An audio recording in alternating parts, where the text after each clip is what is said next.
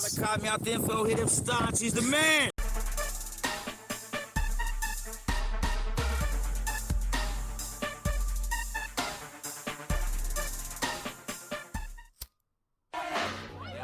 Yo, Cottonmouth Kings don't stand for gang. Cottonmouth Kings just let the nuts hang. You read that right, Staunch Gang. The legendary Bobby B randomly popped up in another interview here on YouTube. And you know I gotta talk about it, right? Especially after seeing him run my name to the ground in so many words. Thanks to everyone who let me know about that, by the way. So, as usual, I went and I watched the interview and I commented on the video saying, hey, I'm gonna make a video about this, and also like, hey, cool channel, whatever, something like that. And the guy, his channel responded, and they simply said, hey, for sure, but be respectful. And I commented, hey, I'll be as respectful as Bobby was. And then, bam, I get a cease and desist letter from said YouTube channel before I even start work on the damn video. I mean, it's all good or whatever, no hate or anything, but now I guess I can't say the guy's channel or give a shout out or even link it or anything. So, I mean, I don't know. If you actually want to try to sit through the insane ramblings that happen on this interview, you're going to have to go and find it your goddamn self. Vive. And, I guess I better post some sort of official notice in order to match energy, right? So here you go. Will this protect my tiny little fledgling YouTube channel? I guess we'll find out. How about this guy? Will this guy help me out? Hey, what's up with that algorithm, guy? Or here's another one. Damn it.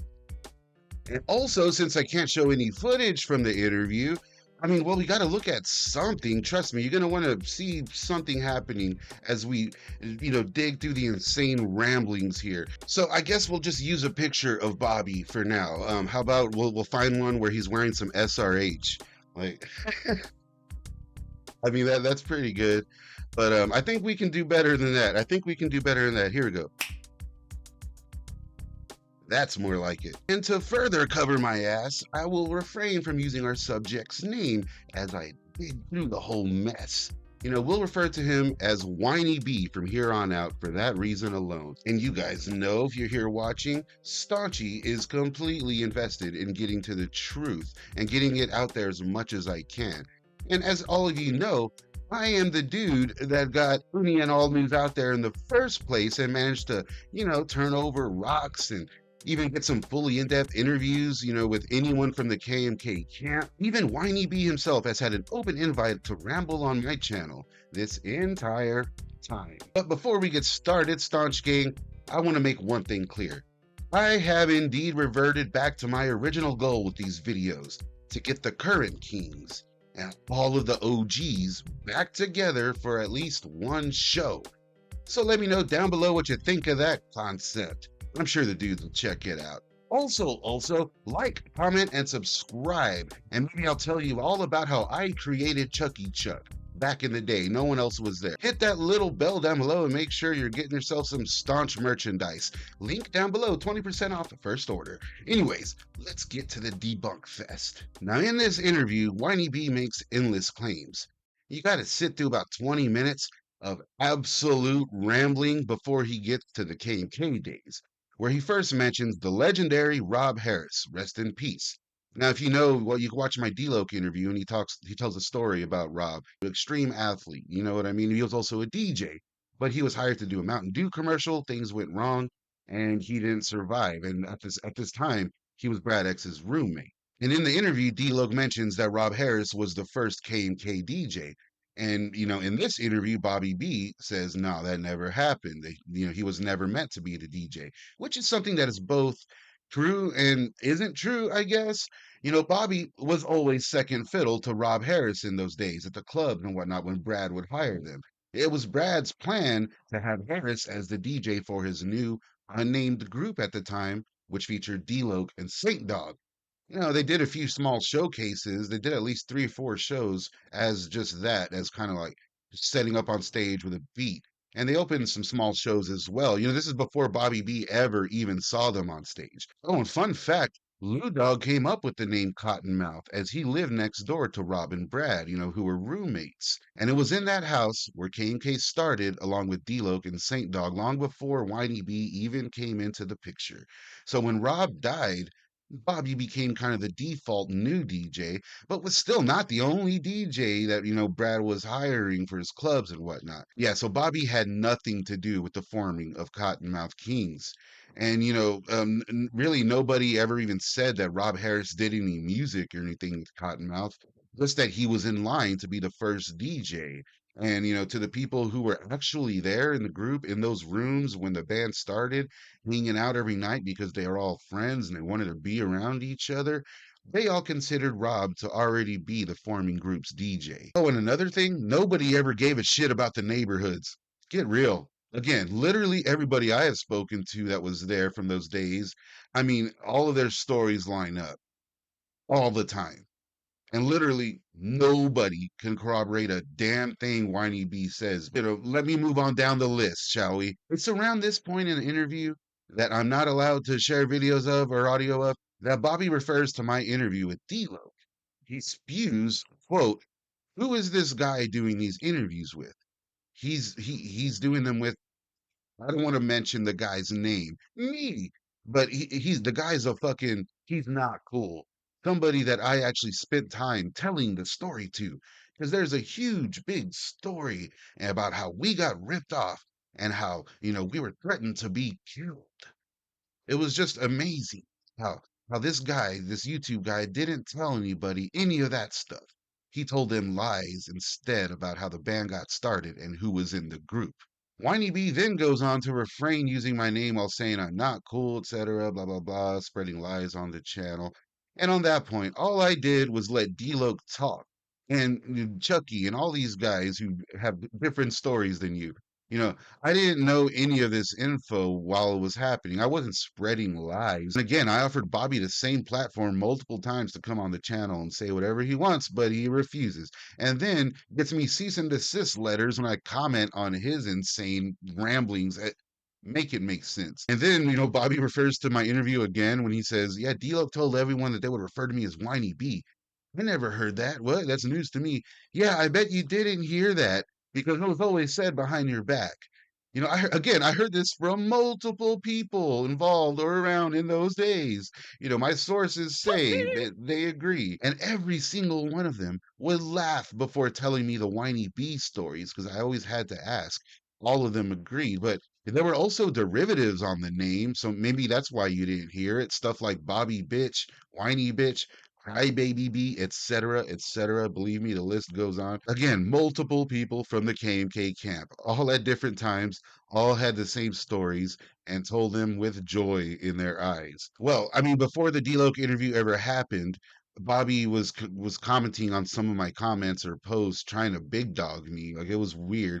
I'll try to find some, but I don't know if I'll be able to.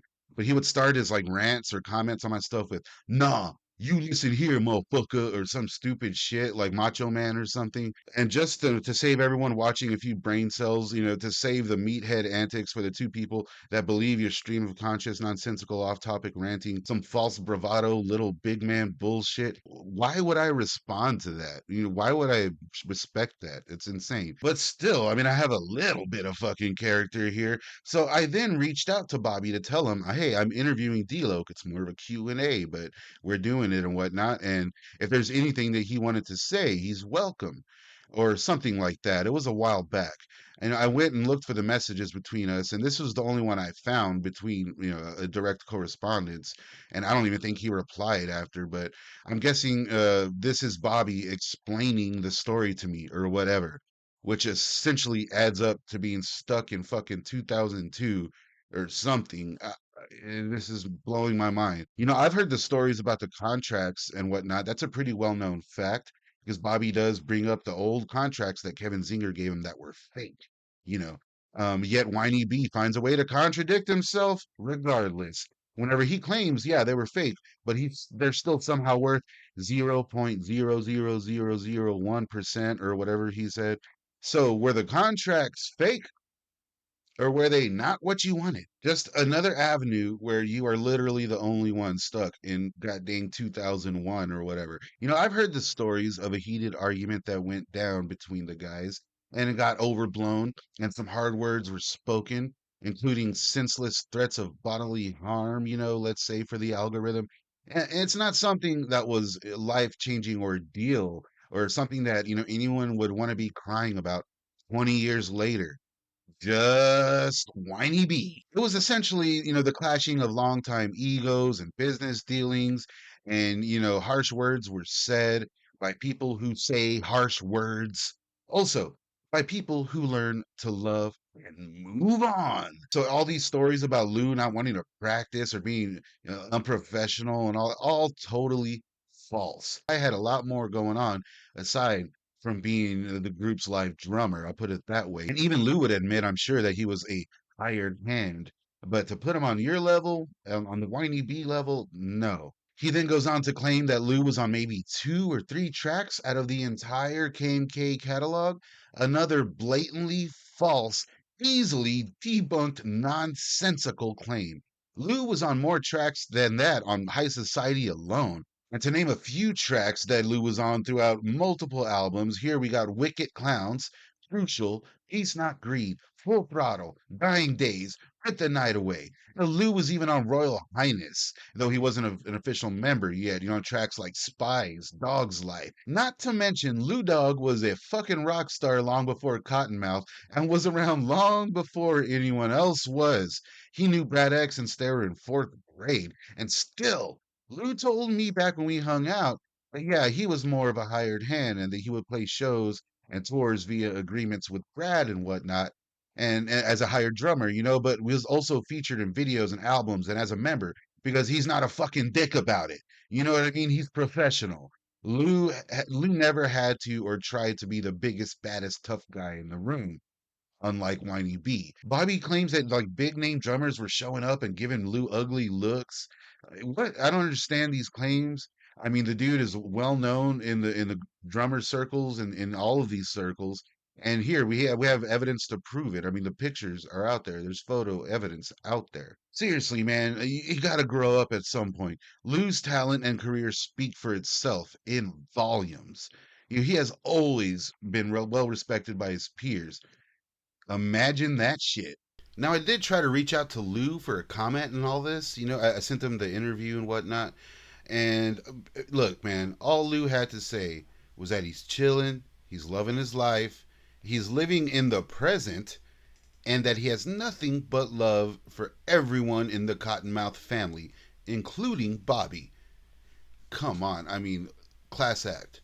And as a side note, it was never Bobby the fans wanted to see when they went to these shows. If they did, it's because they thought he was something he wasn't. They thought he was contributing to the group. No, they thought maybe he was writing all the beats. Again, no, he was built up as a badass DJ through KMK's vocals and joining these guys on stage, joining these characters. That's it. We all thought at some point that Bobby was the guy making the beats. I admit it. Again, he wasn't. It was Kuma Guy or someone else. If Bobby ever did make any beats, I'm sure they're in the single digits. And Pakalika, Lou Dog, hell, even Taxman, those are the guys the fans were excited to see at these shows. D-Loc, Richter, Brad X, that's what the fuck the hype was about. Not a glorified button pusher. And something that Whiny B will not tell you, he got multiple letters telling him to shape up or shit the fuck out. What was it, 3 or 4 before you finally got the boot and were replaced by DJ Ruxpin, a move that allowed everyone else in the band to not have to worry about the dark cloud at the end of the stage whining about everything, pretending to produce and write songs, and all the while bitch about everything. How many letters was it? And I will say, my sources all have receipts on this. They have receipts for everything I'm saying. They're just not stuck in the past like old Whiny B is. Scratch that. I guess I can't say they have receipts for everything. They definitely do not have the receipts for the supposed millions of albums Bobby sold that kept SRH in business the past 20 years, mainly because they do not exist. He then goes on to rant about how they took Linkin Park on their first tour and were never invited back on tour with them because apparently some of KMK were dicks and whatnot. Not Bobby, of course, but some of the other guys. And there was a dress code apparently. They had to follow. I don't know. It's kind of hard to listen to the in and out ramblings here, but there are things I can say about the Linkin Park situation that I've heard firsthand. But unlike Bobby, I'm not going to sit around and spout on about someone who isn't around to lend credence to stories. What I will say is that it's ironic that images are out there of Lou Dog hanging out with Chester and not anyone else. I mean, come on, look at this. This is Chester Bennington and Lou Dog hanging out snowboarding in Aspen. I don't know, Bobby. It looks like another rock star that loves Lou Dog to me. I don't know. There are some other sordid lies here, but I'm focusing on the bigger one, so let's keep going. Next, Whiny B claims to be responsible for the career of Chucky Chuck. And, it's insane. This guy literally says Chucky wouldn't be here if it weren't for Bobby in so many words, and that he never charged these guys while opening for them or for DJing for him rather on these tours. Guys like Big B, Richter, Dirtball. He was molding and shaping these artists on tour for free, and in turn did so much to help out Subnoise, you know what I mean? By pressing buttons. I mean, someone had to be there to press play. Let's be honest. A rapper looks better with a DJ on stage. Come up with better stories, bro. Now you can go back and listen to my interview with Chuck. I know he says D-Loc is the one who was kind of putting him on at first and whatnot. Himself in that interview, so no need to go over it there. And something tells me Chucky will be popping up, with some words about this because a lot of the current Subnoise lineup is speaking out about it. It's pretty funny. Oh, DJ Roberto.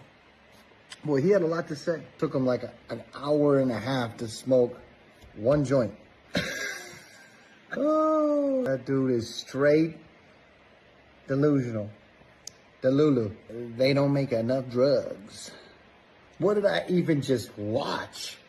What the fuck did I even just watch? Get the fuck out of here. Now, one of the biggest claims here is that Whiny B is the one that convinced Saint Dog to leave. That Whiny B was the one that convinced him, hey, all these guys are against us. They're out to get us, and they're all feeding you drugs and alcohol. And that he was the only one there to help them and whatnot. I don't think so. And apparently, he convinced him, and that there was this big band meeting, and that Saint Dog went in there and called everyone out. And he was describing, I think, like the looks of their faces and throwing all that on the situation that simply never happened. My sources say it was a phone call, and he was just kind of fired. And it was agreed upon, and it may have been Brad's idea originally. And these talks happened, and it was done privately. There is no reason why Whiny B would have been involved in that. Keep in mind, folks, Saint Dog's only official album contributions were on the debut of Royal Highness. Some tracks on the Hidden Stash projects, yeah, and later on with D-Loc with Kingdom Come. So what Whiny B is saying here is that sometime in between Royal Highness and High Society, Bobby B convinced Saint Dog to leave and call out the entire band. And at that time, everyone was against them. Yet Bobby B stayed with the guys for years to come anyways. It sounds like he wanted Saint Dog out of the group. And Saint Dog, well, I mean, he went on to be featured on tracks released by Subnoise, even having his debut album released on the label. So good job on convincing Saint that Zinger was the big bad boogeyman. I mean, absolutely brilliant. Which is not what the B stands for in Whiny B, by the way. Bobby then goes off to talk about how he's molding artists for Subnoise. Hilarious. But he then proceeds to just kind of ramble and repeat himself about some 20-odd-year-old one-sided beef. You know how he does. And a lot of people reached out to me about the next claim, which is true. D-Loc did, in fact, reach out to everyone, about coming into the fold for this new version of Cottonmouth. Everyone, I think, except for Brad X, but you got to remember, Brad X was basically MIA until recently. And now, Lou Dog is retired. Richter, well, I don't know where Richter is, but I'm sure he's out there, and I hope he's doing fine. I'm sure he is. And he's just not concerned with any of the stuff either way, And Dirtball has been doing shows this entire time. In fact, he still rocks K and K tunes in his set. So, I feel like even he can see kind of being cool with everybody now. But it's only Bobby. Bobby's the only one that's like outright refusing to come back. Mainly because he said that when D-Lo asked, he brought up the story about, the big spooky boogeyman 3000 zinger beast that scared him into submission 20 years ago. And he basically, D-Lo was like, nah, man, he was trying to beat us up in Pomona or something. He's like, we didn't even play there in that tour. And no, I can't fuck with you. You can't tell the truth. You don't see it my way, and you're not in my little weird cult. So what can you do, man? All I'm really saying is, again, if literally everybody disagrees with you, and you are claiming to literally be the only one right, and everyone else is crazy, maybe take a look in the mirror, homie. A good long look. And then just maybe we can get the KMK reunion all of us fans really want. You guys know Chuck, Judge, D-Loke, Johnny Richter, Dirtball, New Dog, Taxman, hell, even Brad X. And why not have the Legacy Band show up? Throw Dog Boy in the mix. And yeah, even everyone's favorite OG KMK lovable DJ, Eddie Ruxpin. All of this said, and Bobby, you still have an invite to come on my channel and literally say whatever. That offer again has been on the table the entire time. I mean, you're the one that just didn't want to respond to any messages or anything. Rather, you just randomly go on a channel that sends me a cease and desist letter before I even make my response. A response made due to you mentioning my channel in so many words, in such an honest light, by the way, as well as hating on some people who I consider dear friends now, who aren't here again to speak for themselves. And again, Staunch Gang, this is all me doing this. I am not here to speak for Kottonmouth Kings. If I'm wrong about anything, I'm wrong, and I'll admit it like I always have. And all I did here was gather up all this info that I've gathered from multiple sources, and I do mean multiple. No disrespect to Kottonmouth or Subnoise or any fans for that matter. To Kottonmouth and the Subnoise family, friends, and fans, well, we will continue to grow and enjoy life and the newly rebirthed unity of our close-knit little family, and look forward to all the new tunes to come. A future where a few things are certain. Killer vibes, dank buds, close friends, banging tunes, and nobody giving a fuck about whiny beat. Be sure to like, comment, and subscribe, guys, and let me know what's up down in the comments, because I do want to hear from you directly. If you disagree with me, you agree with me, whatever. Also, give me some recommendations down below what to talk about next. I'm basically only doing music content here on the channel now. You'll see a little revamp soon. So keep up with Staunch. Make sure you hit all on that notification bell. And hey, I'll be here to respond to whatever comes down the pipeline. Until then, keep up with KMK Chronicles, and go ahead and watch this other video that's up there too. Staunch Gang, over and out. I love you guys.